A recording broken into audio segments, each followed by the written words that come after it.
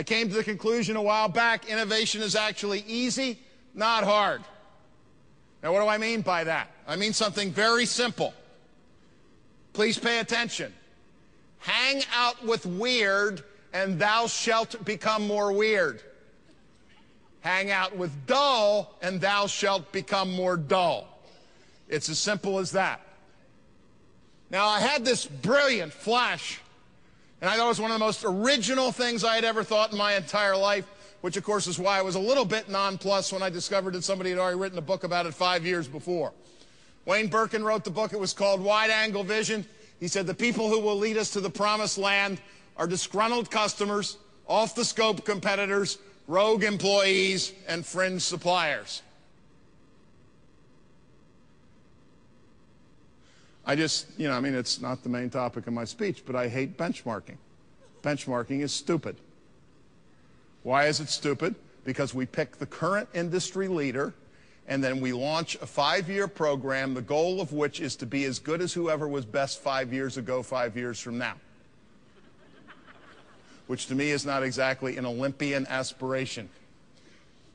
As two professors said in the Financial Times article a while back, to grow, companies need to break out of a vicious cycle of competitive benchmarking and imitation.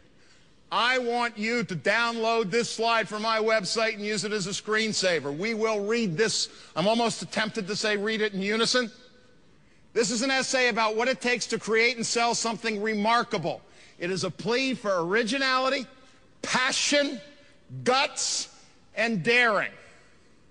You cannot be remarkable by following someone else who's remarkable, as true for a career as it is for a restaurant or for a giant company.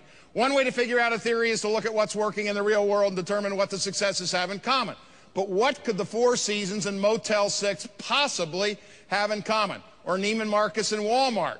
Or Nokia bringing out new hardware every 30 days or so, and Nintendo marketing the same Game Boy 14 years in a row? It's like trying to drive looking in the rearview mirror. The thing that all these companies have in common is they have nothing in common.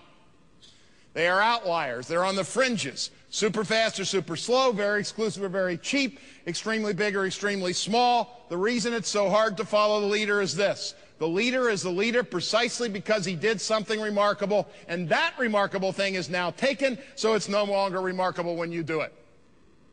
Now, it's a brilliant statement, and it requires a little bit of thought, so download it and look at it at your leisure in a quiet place.